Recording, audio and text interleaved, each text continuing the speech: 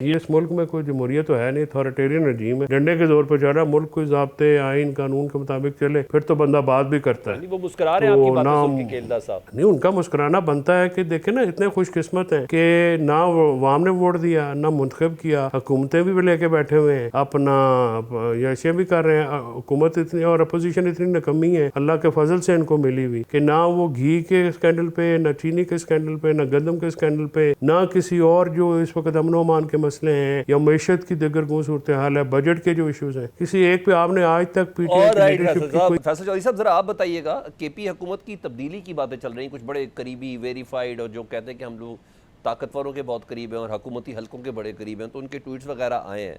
तो आपको लगता है कि गंडापुर साहब की हुकूमत को खतरा है?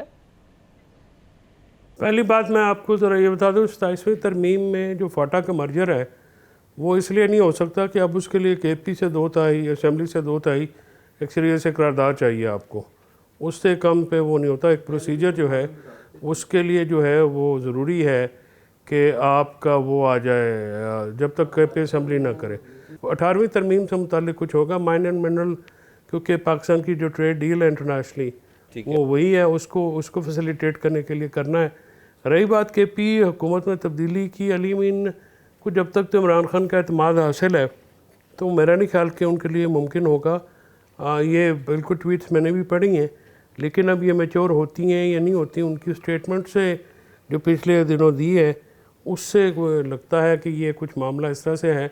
कोई अली अमीन की तरफ से भी ये स्टेटमेंट जो है वो गैर ज़रूरी तौर पे सख्त आई है और मेरा नहीं ख्याल कि ये टाइमिंग भी ठीक थी। मेरा ख्याल में वो ज़रा सेनेट के इलेक्शन में और वो जो ओवरऑल उनकी बात बनाई गई, जिस तरह से ये एक तमाशा शुरू होता है पीटीआई की सोशल मीडिया में काफ़ी ज़्यादा तनकीद होती है, तो शायद उसको उन्होंने बैलेंस आउट करने के लिए ये बात की है। अब मेरा नहीं ख्याल कि ऐसा कुछ होगा, क्योंकि अभी तक अली अमीन जो है, एक तो उनको इमरान खान साहब का एतमाद भी हासिल है, ठीक है, और दूसरा उनकी ग्रिप ठीक है। मेरा नहीं ख्याल कि अभी इतनी जल्दी उनकी हुकूमत मैं वैसे इस पर आए में किया कुछ था कि जिस तब्दीली। तरीके से ऐवान वज़ीर आज़म में मौलाना फजलुर रहमान साहब इजलास की सदारत वज़ीर आज़म के साथ मिल के करते हैं ना, और फिर फाटा के हवाले से बहुत से जिसे कहते हैं कि वो कोटे भी ओपन दोबारा से हो जाते हैं, तो मैंने बेसिकली उस पैराई के ऊपर सवाल किया था। अच्छा, मैं आपके ज़रा पिछले एक जुमले से ज़रा रिलेट करूँ कि आपने कहा इमरान खान साहब की बहनों को आगे आना होगा, क्योंकि बाकी तो इन लोगों में इतनी सख्त है नहीं है। पिछले दिनों ना फवाद चौधरी साहब का भी बयान था कि अलीमा खान साहबा ने अब तक सिर्फ बातें की हैं, बेनज़ीर, नुसरत भुट्टो, कुलसूम नवाज़ अकेले मैदान में उतरी थी। तो आप इस बात से इत्तफाक करते हैं कि अलीमा खान साहबा को फ्रंट फुट पर आना चाहिए? नहीं, वो फ्रंट फुट पे तो हैं, लेकिन वो प्रैक्टिकल देखें ना, वो आए भी ना, मैदान में भी आए। उसकी वजह ये है कि इमरान खान साहब की रिहाई के लिए वो पार्टी की तरफ देखती, पार्टी में सख्त कोई नहीं है, पार्टी तो नहीं कर सकती कुछ भी, उसके लिए तो उन्हीं को आना पड़ेगा या बच्चों को आना पड़ेगा। अब बच्चे अगर आते हैं और तहरीक में हिस्सा लेते हैं तो उसकी पॉलिटिकल प्राइस तो पे करनी पड़ेगी ना सर। वो तो इस मुल्क में जो है पॉलिटिकल प्राइस तो जो भी आता है उसको पे करनी पड़ती है।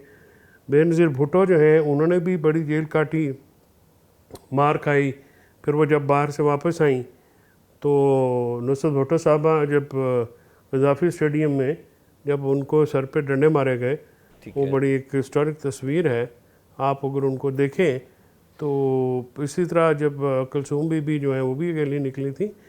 पार्टी फिर इकट्ठे हो जाती है ना जी, जो वर्कर हैं वो कनेक्ट करते हैं ना फैमिली के साथ। एक अगर वो आगे फेस हो फिर तो बात बन सकती है, लेकिन उनको आगे आना के लिए जो है अभी भी वक्त, शायद वक्त तो बहुत कम है, लेकिन अभी भी उनको ऐलान करना चाहिए वो लीड करें।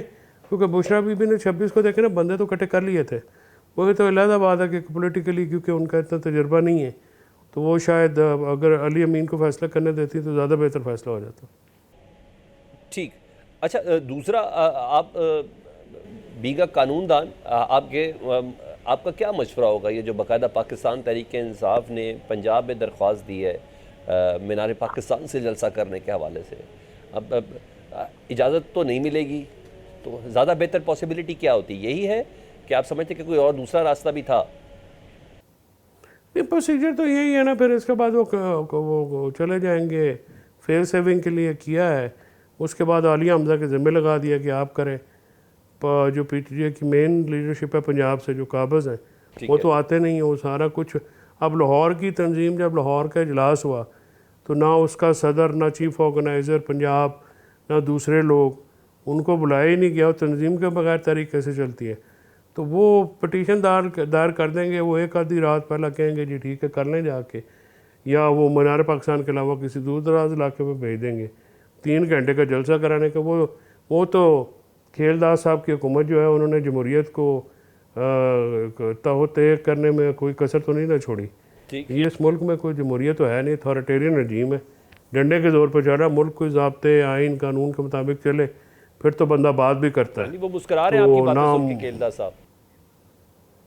नहीं, उनका मुस्कुराना बनता है कि देखें ना, इतने खुशकिस्मत हैं कि ना वाम ने वोट दिया, ना मुंतखब किया, हुकूमतें भी लेके बैठे हुए हैं, अपना यशे भी कर रहे हैं। हुकूमत इतनी और अपोजिशन इतनी नकमी है, अल्लाह के फजल से इनको मिली हुई, कि ना वो घी के स्कैंडल पे, ना चीनी के स्कैंडल पे, ना गंदम के स्कैंडल पे, ना किसी और जो इस वक्त अमन अमान के मसले हैं या मैशत की दिगर को सूरत हाल है, बजट के जो इश्यूज़ हैं, किसी एक पे आपने आज तक पीटीआई की लीडरशिप की कोई, यानी इन्होंने अपोजिशन को भी अपने जैसा कर लिया, आप यही कहना चाह रहे हैं। Anyways okay,